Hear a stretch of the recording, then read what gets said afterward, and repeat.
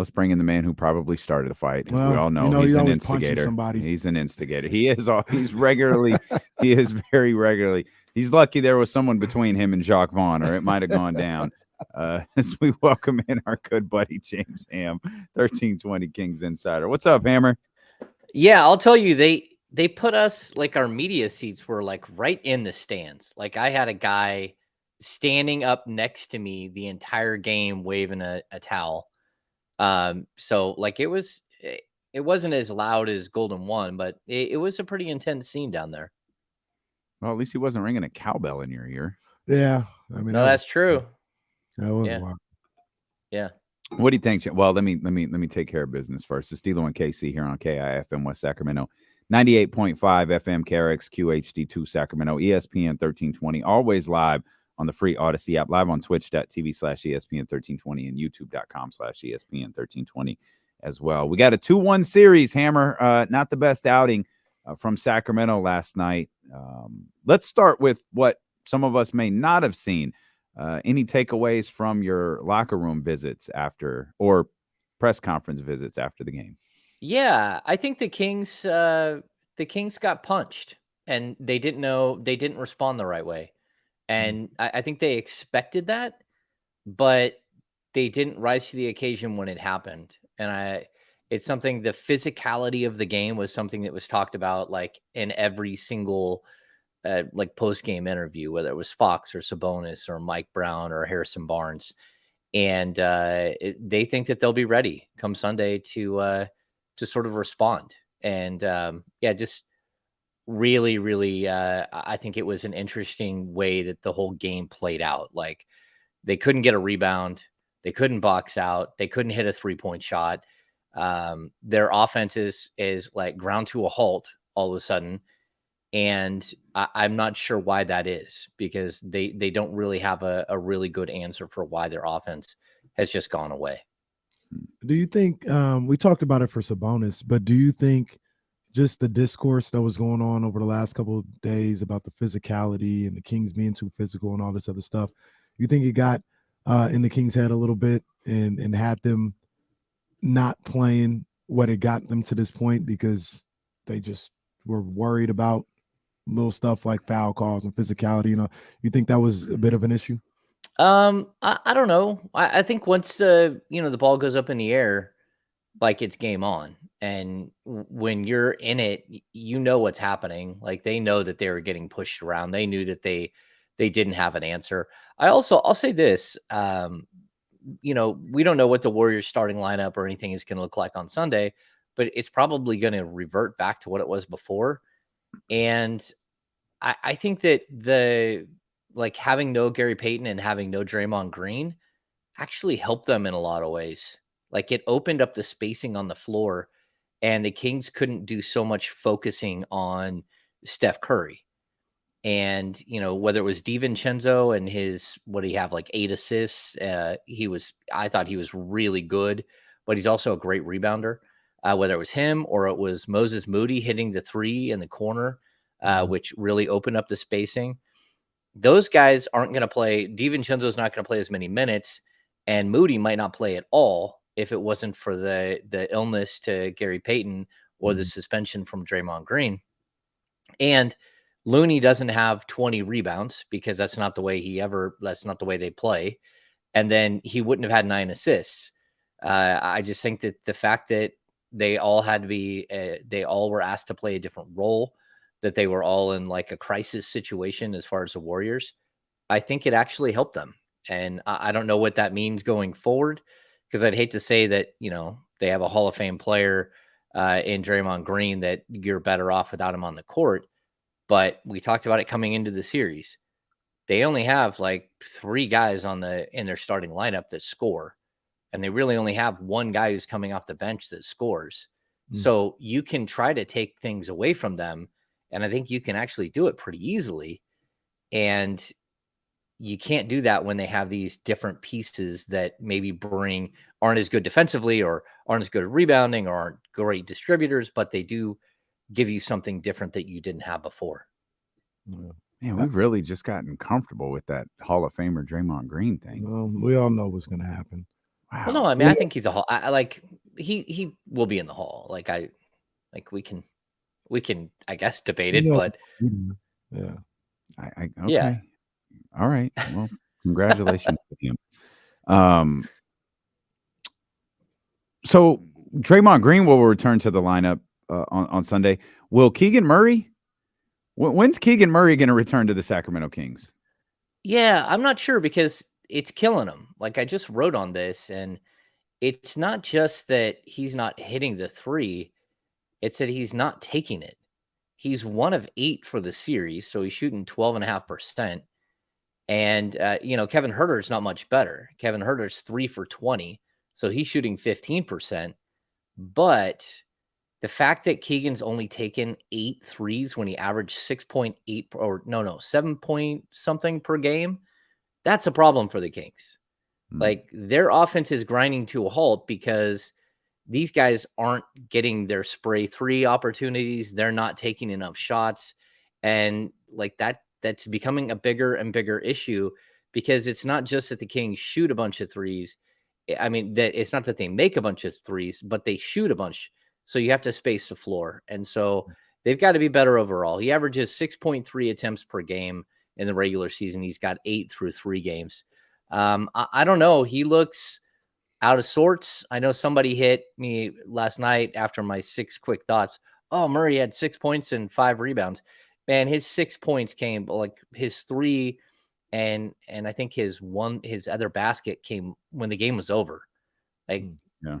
he just hasn't been able to perform at all. And his teammates aren't looking for him either. And that's an issue because that tells me the Kings aren't gonna like freeze a guy out who's 1 of 8 over 3 games. That tells me that Keegan's not working hard enough to get open. He's not playing at the speed that he has to play at in order to be open and be a viable option. And that's as big an issue as anything else because it's not just on the offensive end, it's been on the defensive end as well. He's, if they're picking on one guy, it might be him.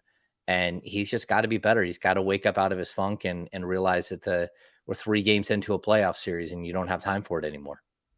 Would you consider taking him out of the starting lineup if you were Mike Brown? No, but I would consider playing him less and less and less. I think that's where we're at. He needs to come up and just be big early on, and it big. I mean, that means hit A3. This team can't keep starting off like 0 of 10, 0 of 11 from 3 to start every single game. That's just not the way that they're built, and they're not going to find success that way. And again, it's not just Keegan. Kevin Herter's been bad from 3. Trey Lyles had the big first game, but the last 2 games he's been absolute. He's struggled greatly. Harrison Barnes hasn't been great. And Malik Monk, again, he shot really well. He scored really well in the first 2 games. But you can't have a 1 of 9 game. Like we've seen this all season from him where he's great and then he's good and then he's bad. That's not the way a playoff series can go. You need to find some consistency and play, to like an even standard, even if that even standard is, more like 14, 15 points a game. You can't have what was it? The first game is 32, 18, and whatever he scored, 2 points in the other. You can't average 20 points a game by having 3 games that are like distributed like that. That's bad for your team. Are there adjustments to be made? Like after games, particularly after losses, we talk about adjustment. Are there adjustments to be made, or does this just boil down to the make or miss league that the NBA is often labeled as? I don't know. I mean, you can't shoot 27% from 3 as a team. And if you are going to shoot that, if you're going to be a bad 3-point shooting team, you got to go to the rim. Like this team you're playing has no rim protection at all. What are you doing? Why are you settling? And that's what I think one of the bigger disappointments are that they've taken him out of their offense. And I'm saying all of that. The Kings still hold a 2-1 advantage. They lost 1 game, and I honestly think they're going to come out on Sunday and they're going to play really well and they're going to give it a shot. And if you can win that game, you can finish off this series on Wednesday when you're back at home. If you lose that game, then now it's game on. like this series gets really, really serious, and you got to worry about losing in 6. You got to worry about pushing this thing to a game 7 as the inexperienced team. Those are all scary things if you're the Kings. Or you worry about winning in 6. Yeah. Or you just worry about winning the next game. Yeah. Russell Wilson this joint and go 1-0. Yeah. 1-0 every day. Feel the roar. Every day. I agree with you, James. I think they're going to play well on Sunday. Whatever that results in is whatever it results in. They can play well and lose, and it's no guarantee to anything. But I look at this game more than anything as the Kings didn't shoot the ball very well. They didn't play with the level of physicalness that the Warriors did, and the Warriors were desperate. The Warriors knew they didn't want to go down 0-3. As many championships as they've won or anything like that, they knew they didn't want to go down 0-3. And they came out playing. They throw around the phrase must win game all over the place. That was a must win for the Warriors last night, and they played like it. And they showed up. They played well enough to win. I agree with you, Damon. Like we talked about it a little bit about how bad they played. I didn't maybe think they played as bad as you did, but we both agree they didn't play well, talking about the Warriors. Yeah. But they played with a level of grit that allowed them to get that win, and just a little more grimy than the Kings were last night. And they got the win, man. Salute to them, man. It's a playoff series. That's what happens. Yeah, I looked this up too. The Warriors on the series. So the Kings are shooting 27.4%, which is 14th in the playoffs so far. So there are actually teams that are shooting worse. The Hawks and the Hawks and the Knicks are both shooting worse than the Kings, but the Warriors are 13th. They're shooting 32.1, and they're averaging 46.7 3-point attempts per game. That is bonkers. That is wild that they're shooting that many. They are so overly reliant on the 3-point shot. And I'll tell you the difference between this game and the first two when it came to 3-point shooting. The Warriors hit all of their threes off of the offensive rebounds. So Looney destroyed the Kings with 9 offensive rebounds. But, overall, they had 19 offensive rebounds. Those 19 offensive rebounds led to wide open looks. And that's how they beat you. That's like, there's a big difference between Steph and Clay shooting wide open threes and them getting a 3-point shot in the flow of their offense, because they really don't have a flow of an offense without Draymond Green on the court. They only have, really Steph Curry and maybe a little bit of Dante DiVincenzo as their playmakers, and then nothing else. So without Draymond, they were pretty limited, and we saw that from their field goal percentages. They were all over the board too. They had a horrible shooting night. Like, it was some ugly basketball back and forth. I mean, even Jordan Poole, he ends up with like 16 points, but to get there, it was bad. I mean, he was 1 of 7, 1 of 6 from 3. Like, there wasn't a lot of like easy looks for anybody. The game really got mucked up. That's what it felt like. The Warriors just try to throw a bunch of junk out there and kind of just screw up the flow of the game. That the officials played into that. Like, there were a lot of foul calls and really slowed down any flow. And the Kings didn't rise to the occasion. They got to do a better job of rebounding. They got to do a better job of keeping Looney off the glass. But it's everybody. It's not just Sabonis. And look at this shift that we saw in the first half to the second half. The first half, Domantas Sabonis had 14 rebounds. He finished with 16. That's not what happened with Looney. Looney had, I think he had 12 at half, finishes with 20. Like, he kept going, and we didn't see that from the Kings. And Sabonis, I asked him about it. He said, well, no one missed any shots in the second half. And I'm like, well, that's really not the case. It's not. Like, Looney had something crazy, like every single one of his passes that he threw to somebody with, like, they hit the shot. Like, they didn't miss a single one of his shots. And that was either the rebound, kick out 3, or he was hitting guys on the back cuts for dunks. I thought he had a great game. Mm-hmm. Absolutely. Hammer, do you feel like, Casey was talking about the must win for the Golden State Warriors, obviously pressure on the Golden State Warriors to get that victory last night. Has the pressure shifted back to Sacramento now? Maybe a little bit. I still think, this isn't a team that it's a team that wants to be there, that thinks that they can get to the next round, that, they're really hopeful and they're fighting and all that stuff. But they also understand they're up against against a great team that has been there so many times before. So, I mean, I think it maybe a little bit, but like you win game 4 and you got 3 games to win 1 and 2 of them are at home. Man, now you are actually playing with some, with a really nice stacked hand. And that's where I think that they are. They're going to come out and they're going to play. I think they'll play really well. Whether they win or not, like, I have no idea.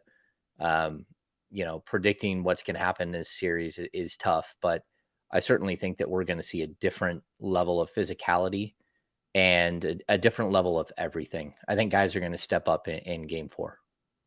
So here's why. Then it's not new. You hear it all the time. Here's why I just don't understand the whole pressure of a series, because I can make the argument there's pressure in every single game.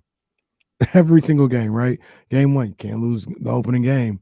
There's pressure. You got to win that opening game. You win that one. Game 2, well, all the Warriors really want to do is get a split. You got to keep them from getting. There's pressure there. Go to game 3. Well, you don't want to give them any life. You got them down 2-0 right now. You want to keep them there. You lose that game. Game 4, the Warriors, they tie it up at 2, and everybody serves face it at home. Like, there's every game, like, we can make the argument there's pressure every game. I swear, I always say, if I'm Mike Brown, man, every game is just what it is. It's the playoffs. It's just the playoffs. Like, you don't ever want to lose a game. It's never okay to lose a game, and it's never the end of the world unless you're losing a game where you've already lost 3. Mm-hmm. So I think that's how Mike Brown is looking at it. I hope that's how he's looking at it in the coaching staff. And these guys look at it nothing more other than the Warriors came out yesterday and they were ready to play. We weren't ready to play. We have to play better, and we got to play a little bit more physical. Yeah, I mean, I agree, that, like, there is pressure on everybody. There's pressure on everybody on every individual play. And some guys are stepping up to it and others aren't. Like, I'm not going to keep harping on Keegan Murray, but he hasn't been great, and Kevin Huerter has got at least some 2-point field goals up. But I'll even, like, add, we got Harrison Barnes last night. He finished with 17 points. He also finished with 0 assists and 1 rebound. Like, you want to, like, where are you? That's not okay. That's not acceptable. And I mean, that's next level Coke machine stuff. Like, you can't do that. Mm-hmm. And so when you get beat on the glass and we start talking to, individual players, one player after another, like, how many rebounds, and Sabonis even mentioned this, they took a ton of threes and a bunch of their rebounds were long rebounds. They were at the free throw line, around the free throw line. Like, where are you guys? Where is everybody? Fox is your second leading rebounder with 9 rebounds or 10 rebounds. They kept changing the number at the end of the game. I don't know why, but that can't be what happens there. Like, Harrison Barnes has to be that guy. It's not just about your ability to score or defend. Like, it's all hands on deck here. And so at least, Keegan Murray had 5 rebounds. So I get that, but you needed more from everybody that stepped on the court, and you didn't get it. And so, yeah, I'm not, like, overly concerned. You still got a 2-1 advantage, and this is a good series. It was never going to be a sweep. Like, anyone out there, it was never going to be a sweep. This is a team that knows how to win in the playoffs against a team that has never been there. So, like, this team was always going to pop up and at least win 1 or 2 games. It's just whether the Kings are better or not. Real quick, I didn't even realize till James said something. Fox almost had a triple double. Mm-hmm. Yeah, missed by 1 assist. Well, like you said, they keep messing with the rebound. So 9, 10, yeah. I don't know. But, was assist and a rebound off from a triple double last night. It's John Bull's game 6. That India trip is really going to start getting to them. Yeah, we should have known. That India trip, it's going to come back to bite them. It's going to come back to bite them in the series, Ham. That damn India trip again. It's popped back up. Yeah. It seems like of all of the things that went frustratingly wrong yesterday for Sacramento, that Mike Brown is going to spend a great deal of time today and tomorrow talking about second chance points and second chance Oh, yeah. opportunity, because the Warriors had a ton of them. Oh, And yeah, to lose, I mean, to lose that second chance battle at the I think they were -10 in that category. That's tough to come back from. yeah, that's the biggest thing. I mean, really, it's second chance points is 24-12. Like, you can't in a 14 or a 17-point game, you lost the second chance points battle by 12. So, yeah, that's a mess. And again, that's the rebounds where Looney's just firing it right out to a guy for a wide open three. And it could have been a lot worse. I mean, realistically, it could have been a lot worse. So the Warriors shot 40% from the field. They shot 32% from three. Again, Jordan Poole goes 1 of 7. Dante DiVincenzo, 1 of 5. Even Klay Thompson, 3 of 10 from three. It could have been much, much worse when it came to second chance points, because that's how they were getting the Kings. It wasn't about like individual players playing poorly on defense. They actually played well defensively. It's that all of those rebounds that they gave up didn't go their way, and that's a team issue. And it's not just on Sabonis. It's not just on, I mean, it falls on guys like Harrison, guys like Herter. Like, all of them have to do a better job of getting to the glass. Even, guys like Malik Monk that are coming in off the bench. Alex Len wasn't nearly as effective either, and a lot of that goes back to the issue that that they didn't have non-offensive players in the game, which is why I think Alex Len has played a really nice role. But he's played a really nice role because he was defending Gary Payton, or he's defending Draymond Green, who are not, guys who are going to go score a bunch of points. So you can sag off of them and you can be a goalie and you can go get a bunch of rebounds. And the fact that they had guys who were actually spacing the floor and shooting, like Moody, like DiVincenzo, again, even if he's not making them, it's still, you got to defend him out there. And I think that played a big role in how this game kind of felt weird the whole time. And, I'm sure it felt weird to the Warriors as well. Yeah, they didn't play that well. The fact is, they got a bunch of rebounds and they beat you because they got a bunch of rebounds and kickouts. What do you think about some of the I don't know if you can call them rotations, but Terrence Davis getting in there, and and the reason why he might have got in there? Do you see that continuing, staying with Terrence? Or we speculated earlier they're going to start looking at Kessler Edwards? Is Metu going to find a way to get some minutes? Or do you think Mike Brown mixes some things up moving forward?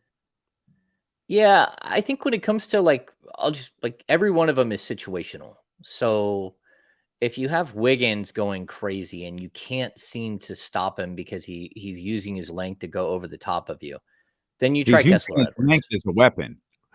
Yeah, as We're gonna, opposed to the we're gonna, ball. we're gonna complain to the league that he's using his length as a weapon. Just wild. Yeah.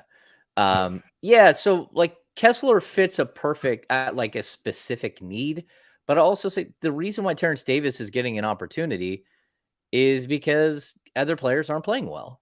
So I don't think they walked into this series thinking that Terrence Davis was going to play. I don't think they walked into any one game saying, "Hey, you're part of the game plan tonight."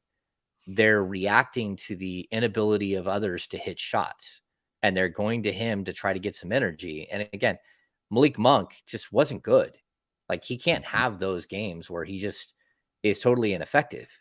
And that's where you start getting the Terrence Davis minutes. And, even the Trey Lyles stuff, Trey Lyles had a bad game. Like, where was he on the glass? He missed all of his 3-point shots, but at least he should be out there going and ripping down a bunch of rebounds if that's what's happening. And I just don't think we saw the players step up in a way that they normally do. They were caught off guard by probably the hostility in the building. They were caught off guard by the fact that the Warriors didn't just fold up shop after losing, two of their going down 2-0, 0-2, and then losing two players. So I just think that the Kings didn't react well, and not only overall, but they didn't react well in the individual moment. Like, you got to go get a rebound. You can't just keep letting that happen again and again and again. There should have been like a coming to Jesus talk where everybody's sitting there like, we cannot let them get another rebound. And it never felt like they had that moment. It felt like the Memphis game early in the season where Steven Adams just destroyed them. And it felt like the Knicks game where like the Knicks got every single, where they have 23 offensive rebounds. That's what this whole game kind of felt like. We'll come back. We'll talk more Kings Warriors basketball. We'll talk more game 3. We'll look ahead to game 4. Of course, we've got a watch party coming up at Sky River Casino inside 32 Brew Street. Hammer, you're going to miss it. We're going to be serving up Light the Beam cocktails all Sunday afternoon, thanks to Empress 1908 Gin. We hope that you come through. If you're over 21, come hang out with us. 32 Brew Street inside Sky River Casino. In Elk Grove. We're going to watch game 4 together. We're going to have a blast. We may even hit the tables together, baby. We're going to have some fun on Sunday. We're going to talk Kings basketball when we get back here with James Ham on Sacramento Sports Leader, ESPN 1320.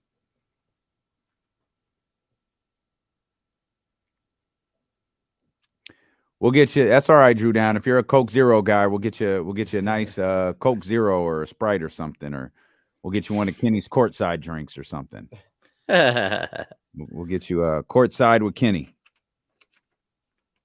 Peach, lemonade, and gin. We got the Fox. Tequila, orange juice. Oh. Chambord? Chambord. What is that? Chambord? It's a liqueur. Oh, okay.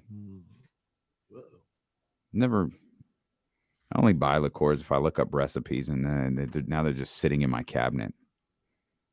That guy who hates Casey's laugh called in again. Casey wants you to fix that. And Casey, you're having a bad week, bro. You're having a bad week. People hate your laugh. You need sensitivity training or interpersonal communication training. Sorry. Chambord is a black raspberry liqueur. Interesting. It comes in a cute little bottle. You've seen it before. Oh, that is a cute little bottle. Yeah, like a little fat bottle. It is a cute little bottle. Yeah, it's round. It's like the perfectly round, like little bottle. That's in the. So we got Light the Beam, the Fox, the Ox. Courtside. We even got Drew Down. We got some. I don't know why they did this, but there's Splash Bros. In the town. Oh, we need to take these off of here. Those are not on the menu on Sunday. No. Yeah, we need to take these off of here now, or make them $22 a drink. Like the Drake Flow shirt, $500. $500. $500 for the Laker font. How was my guy Brendan? Was he all right? I think he was pretty tired. I kind of felt bad. I felt beat, bad. dude. Yeah, that was a bad day. Yeah, he was fine. By the way, he was fine. He was great. Just I could immediately tell he was probably pretty whooped.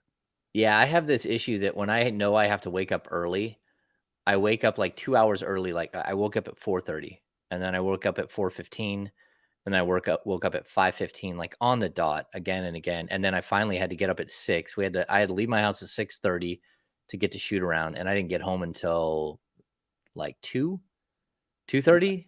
Yeah, it was like a 19-hour day. Yeah.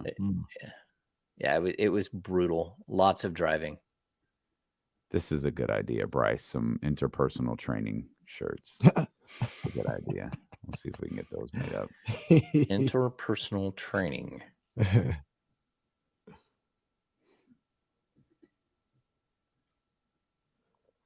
Excuse me. We're going to go down Saturday morning for practice and then stay the night and be there for Sunday's game. So that won't be nearly as bad. Oh, there you go. Yeah. Yeah, especially since it's early, you can still get back on Sunday at a reasonable hour, even after, press and all that stuff. Yeah, I should be back. Oh, just tail the bus home. Yeah, there we go. Just go with the go behind the motorcade. That's a good idea. Yeah, I'll be home by like 7 or 8. That's not bad. Yeah. So yeah, it wiped us out. Like it was tough getting up this morning. I already turned my alarm off for next week. I need a week off. But you're not taking a week off, right? No, not from the show. I mean, like I wake up at 4:30. Like I turned that off. I was like, I'll do like yoga or something next week instead of waking up to work out. Especially knowing that we'll be out Wednesday. Least a possibility we're out Friday. Yeah. Another busy week ahead. Russell Hunt, I've got all kinds of thoughts on A's.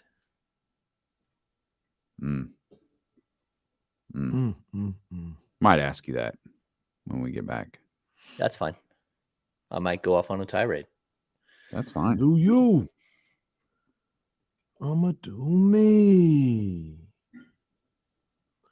Man, so I don't know if people really realize this, but like when they have like Davis Garcia, right? Tank Davis, Ryan Garcia. They have like 15 fights that day. Like the telecast starts at 8. They have fights at like 10 a.m.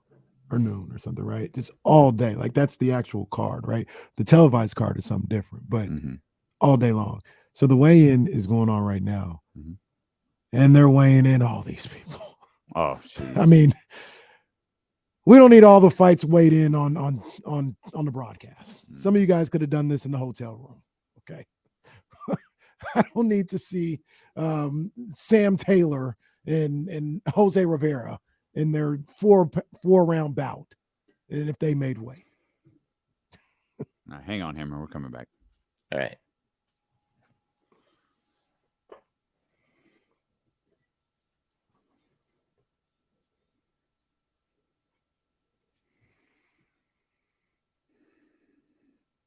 This weak-ass bad boy crew still going strong, man. After the Golden State Warriors win their first game, want to remind you a new episode of Corners of the Culture is out wherever you get podcasts from. It's also available on ESPN 1320's YouTube channel in visual form.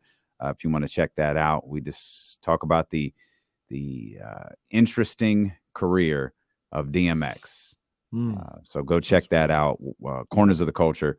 Wherever you get podcasts from, or when we wrap up here at 4:00, if you're on ESPN 1320's YouTube channel, you can go check it out there. Hammer, this is a great point brought up in the chat here before we get back to Kings Warriors and start looking ahead to Game 4. A couple more things I'd like to touch on in Game 3, but before we look ahead to Game 4, you are an Oakland A's fan. Yeah. Okay. So I've said in the past that I was going to become a Padres fan if the A's leave. I talked to my son about it this morning, and the more I think about it, the more I think I'm going to do what I believe a lot of people should do out there, especially Oakland A's fans. The cowardice that is John Fisher. Just talk about a coward of the most extreme degree. I'm going to bestow a title to. He is Malufian in his ownership. You are a steward of a team. You are not an owner. It is not all about business. It is not all about making more money. And that's what shifts me to is it Rob Manfred? He is equally cowardice in this situation. He is a tool of just an ugly machine that he is allowing to happen.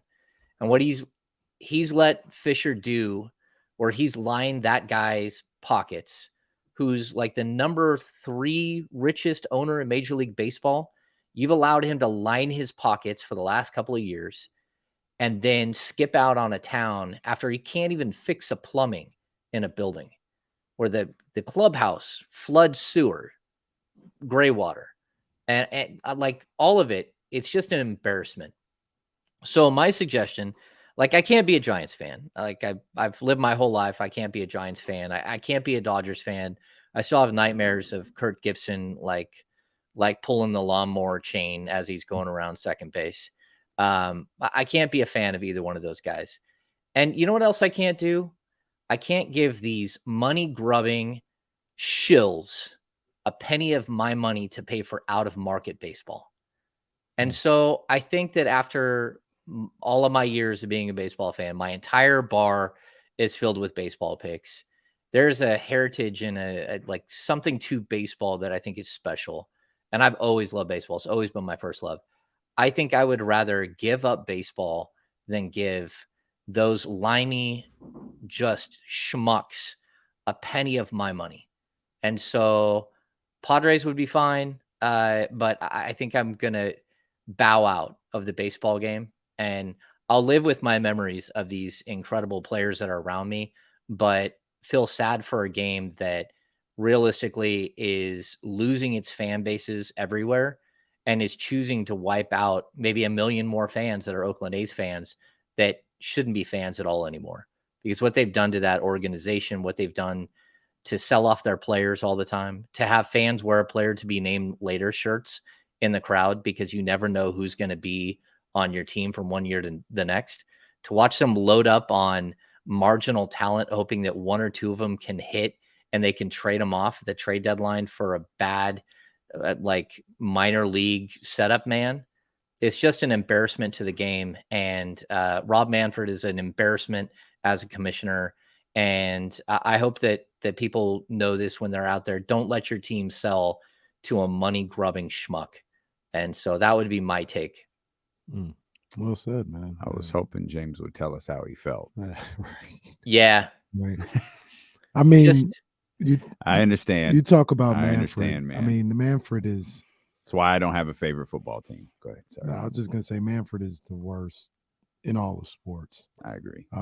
And the way he worked in conjunction with John Fisher to make this happen the way he did, it's deplorable. It really is deplorable. And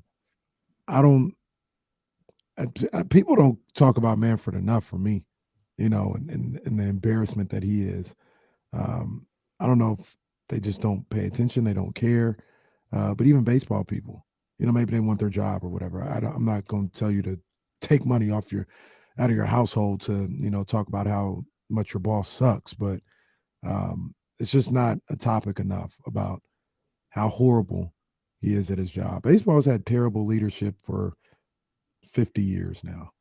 Well, I'll add this, like the Bud Selig. Don't let Bud Selig off the hook here, because he's the guy who let that team get sold to his frat boy buddy Lou Wolf, who set this thing in motion.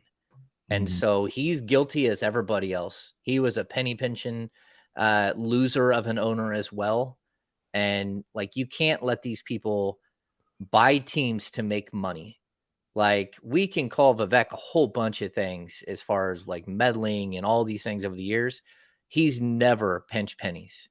Like, and people say, oh, the Kings payroll isn't the highest in the league. You know what? His payroll is more than twice as much as a Maloof's was in their like last 5 years. So like, he's putting money into it, but he didn't take ownership to make money. He took ownership to be an owner, to be something special, to be the steward of a franchise in a town. And, I think the Maloofs lost connection with that, and they're an embarrassment to the game. And I'm glad they're not let back in basketball, but this shouldn't be what you're buying an NFL team for, a baseball team or a basketball team. It should never be about making money. It should be about the love of a community and the love of a game. If you've got that much money. Now, if you lose your money like the Maloofs did doing stupid things like building a tower during a recession, that's on you. Like, who sells a beer distributorship? I mean, it literally is like bulletproof. It just prints money and you sell that. I mean, they just weren't good business people and they lost their money. They should have done the right thing in the beginning and look for local ownership, which they did not do. And so, yeah, that's where I just, Joe Lacob would buy the Oakland A's anytime. He said that repeatedly. It's not for sale, because that guy wants to go to Las Vegas, have his franchise valuation double, and then sell it. That's just a joke. That's not what baseball should be about. It's just an embarrassment to the game, an embarrassment to everything that is baseball and its long standing.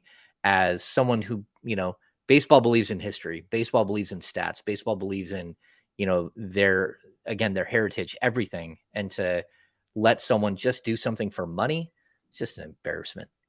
I really want to see the rest of these A's games, the rest of the home games in Oakland, be triple-digit attendance numbers at best.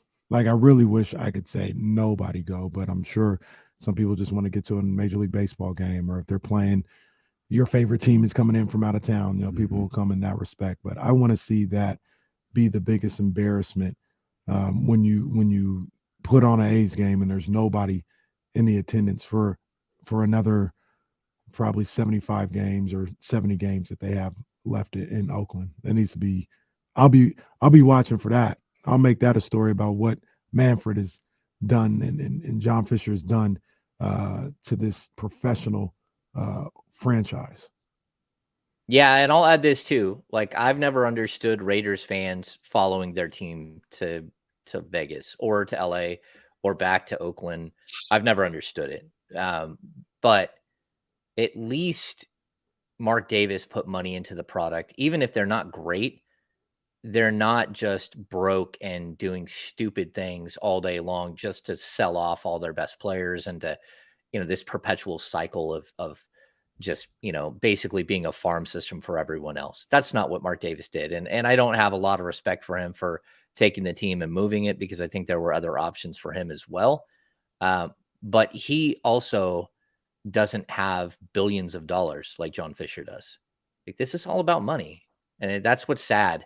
Baseball should never be all about money. And, it's become about that for Oakland, and it's unfortunate. So De'Aaron Fox was good last night. Yeah, I'm glad you said that, James. That was well said. I know how passionate you are about baseball. That's not a passion I share. So I'm glad you took the time to speak on that. And I mean, obviously, I can speak how I feel about the city of Oakland. You can speak from a far greater love of baseball and love of the Oakland A's. So I'm glad that you shared that. As we start to wind down this week here of games being played, this feels like the longest first round series in history, by the way, with a week of buildup. Now we're a full week in, and we've got 3 games played. Head into a weekend game 4. We're going to be at Sky River Casino. We hope you'll come watch with us. If you need more details, it's on ESPN1320.com. I joked, De'Aaron did play really well last night, but did you feel like, we've talked a lot about the pace today? It felt like the pace of the game was significantly slower. It felt like the Kings had no desire to push the pace yesterday.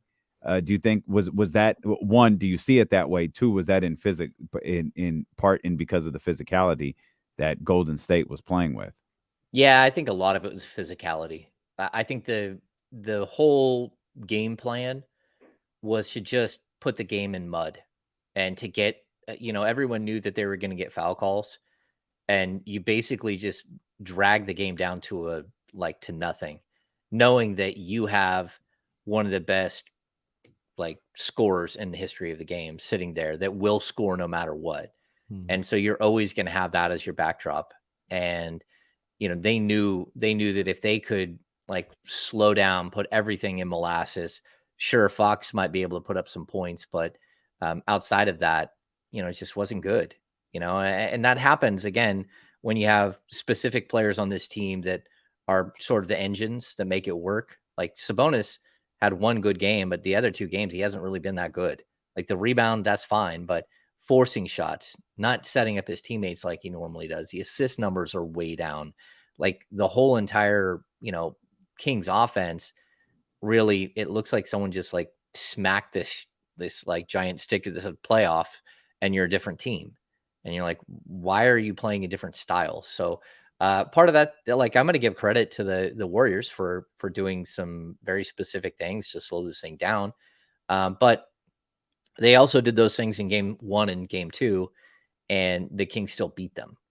And so I'm wondering what we're going to see. I expected a shootout yesterday, especially Draymond and Gary Payton II out. Well, that's just not what we got. So it's almost like the Kings came in thinking it was going to be one style of game, and that's not at all what they got. They just got like completely stuck in the mud the whole game.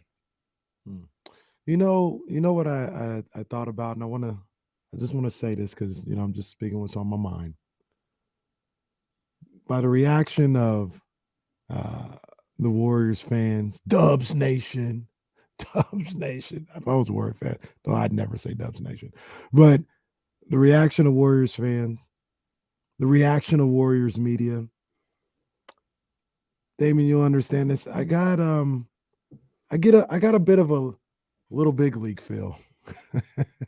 Little Oh big league feel. no, You think- that's not you think- fair. You think they got this excited over a first round win last year against the Nuggets?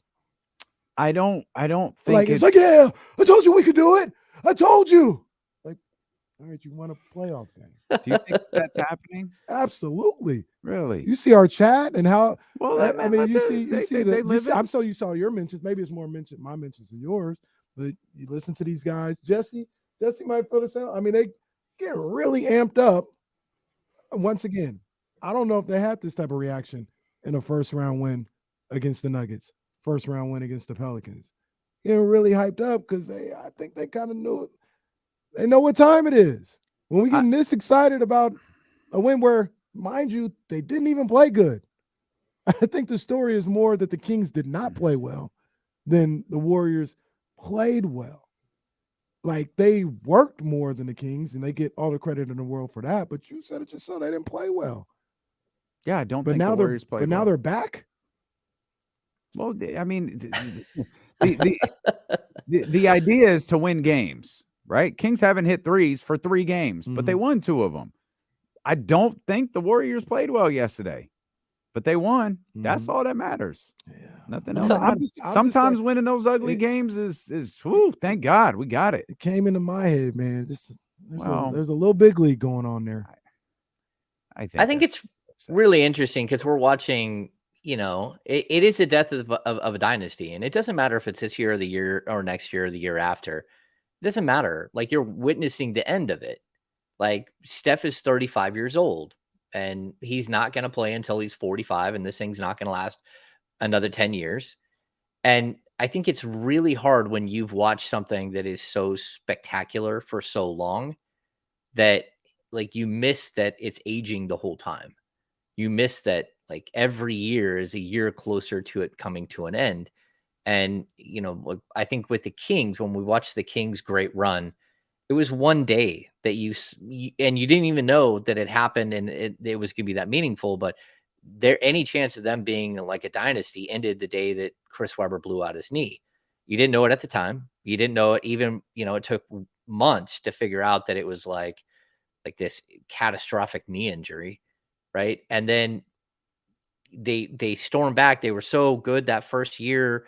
And then he came back and, they blew it in the playoffs, but you didn't know it was over. Well, the Warriors have never had that moment where you see like the end is coming, except for maybe like the 2 years where Clay took off and, they were bad, but then they bounce right back and they win. And so I think a lot of fans, a lot of people out there, they just expect this and they don't know how to expect something different. And I can understand that because you don't want to see something like that, something so great, like wither on the vine and die, but it happens. That's the nature of sports. Like it always happens that way. I just think higher of the Warriors than you do, which has me questioning everything I understand about basketball because you really do not like this team. I do. They're not winning a championship. I don't think they're winning a championship either. But we both said they can win this series. Yeah, they could win this series for sure. They could win the West. But that's my take. Like I feel like they can. I feel like they could absolutely represent the West. They would need an upset. Maybe it would absolutely be an upset. No, they would need an upset. They would need Phoenix to go down. I'm not sure they could beat Denver this year. I'll tell you, I'd take them. I'd take them versus Denver. I wouldn't take them. I don't know about. You take them over the Lakers? I don't hate that. I don't hate it. Yeah, I don't hate it. I'll say the crazy thing. I don't. Go ahead, James. Go ahead. Any one of these teams can represent the West. I agree with that. I think you can go all the way. I think maybe Minnesota can't represent the West, but I think Memphis, I think Denver, I think the Clippers, the Lakers, the Suns, the Warriors, and the Sacramento Kings can represent the West. And I didn't think I'd feel that way ever, that coming into this season that the Kings could represent the West. I don't care who you are in the West, you're going to get hammered in the finals. just my opinion. Like the top 3 Eastern Conference teams are like way above anything I've seen in the West. And I don't think anyone has any shot, but that's just me. Well, I think that's crazy talk. I I mean, I do think the 3 teams are. I think I they're, don't know if I they're go so far as betting say no. favorite. I wouldn't go so far as to say no shot, but I would take all. I would take. Uh, I'd Phoenix is the take one. 2. You think they're all better than Phoenix, James? I know you're not sold on Phoenix doing this quick. That's probably why you feel that way. But I mean, Phoenix, the way Booker's playing, we talked about it earlier. Kevin Durant is there. Phoenix can go with anybody. But all of these teams can lose to anybody too. That's what I keep looking at. Like, you're going to come out of the East battle tested, and I don't think you're going to come out of the West all that battle tested.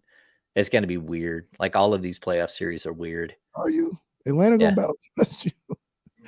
Atlanta like we talking about the first round series in the West. We ain't even talking about first round series in the East because they ain't playing nobody. Nah, it's those 3 teams. I think that. Well, I'm gonna put Cleveland and I guess New York. Second round's gonna be good. Yeah, I'll put Cleveland and New York both in there. Though I still think that's Cleveland series. And would you think that Cleveland, if they were Cleveland or New York, if you put them in the Western Conference, could they get out of the West? I like Cleveland more than New York. Yeah. I like Cleveland more than New York. Those who owns Cleveland. Those are the rules. Yeah, I could see Cleveland. I don't think Cleveland or New York will be fair to them. I don't think they're on the level of Philly, Boston, or Milwaukee. So, sure, they're with the rest of the Western Conference because I don't think Denver is either. Yeah, I sure as hell don't think Memphis is. Memphis ain't getting. They can't go. Memphis and the Clippers. Phoenix is such a. I think. I don't know. It would make sense if they were unbeatable, but I don't know. Like I can't. So they got pushed by the Clippers yesterday. By the way, this trend now, we talk about Draymond Green and Gary Payton Jr., with all due respect to those brothers right there. We're seeing games with like no Giannis and the Bucks winning. We're seeing games with no Ja Morant and the Grizzlies winning. We're seeing games without, teams' star players not James playing. Harden getting tossed and still winning. Well, that's what I was going to say. So if Phoenix plays Philly in the finals, we just sure James Harden going to win a championship. Oh no, I'm going. Not even going for them, but just saying like, nah, it's dead. It's dead. Philly's winning. Who, me? That's what James just said. No, I don't win a championship. I don't put Philly in that category as Boston and Milwaukee. The further these playoffs go along, I do not put Philly in that category. I remove Philly from that category for that reason. If it is Philadelphia versus Phoenix, I got Phoenix in 3.5. Yeah, ain't no way. I think the show is over. I got the Kings on Sunday, though. Uh-oh. I know that much. I got the Kings on Sunday. All right. Well, I ain't making predictions. I want to see the damn outside shot. Prediction. Okay, you said that before. I said that for game 2. Okay. All right, fair enough. Fair enough. James, you want to make a prediction too? Nope. I know.